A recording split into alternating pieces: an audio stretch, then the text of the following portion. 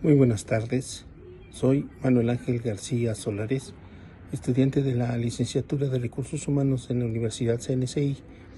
A continuación voy a hablarles de mi proyecto modular e integrador de la materia de Administración de Recursos Humanos. En cada empresa solamente se podrá establecer un sindicato cuando se tengan más de 1 y menos de 20 trabajadores. El artículo 357 de la Ley Federal del Trabajo. Los trabajadores y los patrones cuentan con el derecho a constituir sindicatos sin tener que solicitar autorización previa. El 1 de mayo de 2019 se publicó el decreto por el cual se reforma la Ley Federal del Trabajo y donde se incluye la democracia y libertad sindical como un prominente cambio en materia laboral. Esta comprende varias obligaciones que se firmaron por el Estado mexicano en convenios y tratados, principalmente el capítulo 23 y el anexo 23A del Tratado entre México, Estados Unidos y Canadá, el TEMEC, el convenio 87 sobre la libertad sindical y la protección del derecho de sindicación y el convenio 98 sobre el derecho de sindicación y para la negociación colectiva, con la finalidad de que los trabajadores cuenten con una eficaz participación sindical que les permita la garantía de la protección de sus derechos. Existen grandes diferencias entre las organizaciones sindicales y empresariales.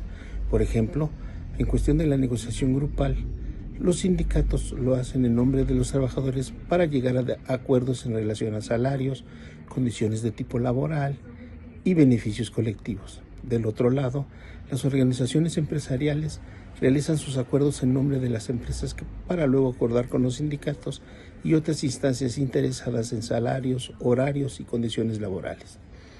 En cuestión de afiliación, los sindicatos se componen por trabajadores afiliados de forma voluntaria para tener representación en la negociación de tipo colectivo y defender sus derechos laborales. En cambio, las organizaciones empresariales se conforman con elementos que se afilian voluntariamente para hacer promoción de sus intereses comunes y poder participar en la negociación colectiva con los sindicatos. Las relaciones laborales son las que existen entre una empresa y los trabajadores. Estas se hacen formales mediante un contrato de trabajo.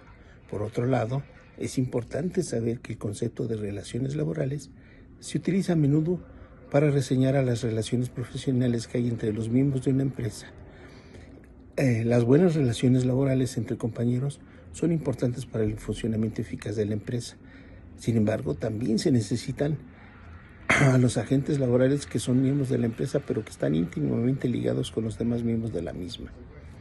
La forma en la que las empresas pueden mejorar las relaciones laborales es la implementación de la comunicación entre los agentes laborales y los líderes de los trabajadores para generar sugerencias, inquietudes y opiniones de los trabajadores. Con una comunicación clara y transparente, los trabajadores se comprometen a formar parte del proceso en la toma de decisiones, de organizar las actividades comunes, de definir un buen modelo de liderazgo efectivo, compartir también los éxitos de la empresa con los miembros del equipo y sobre todo aprovechar todas las ventajas que otorgan las buenas relaciones.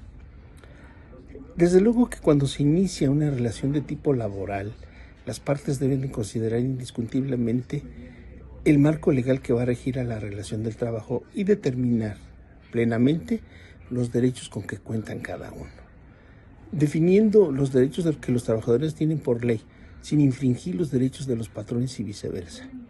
Lo mismo pasa con las obligaciones. La Ley Federal del Trabajo determina estas condiciones para que ninguno de los que se relacionan formalmente puedan evadir su responsabilidad y salirse del marco legal.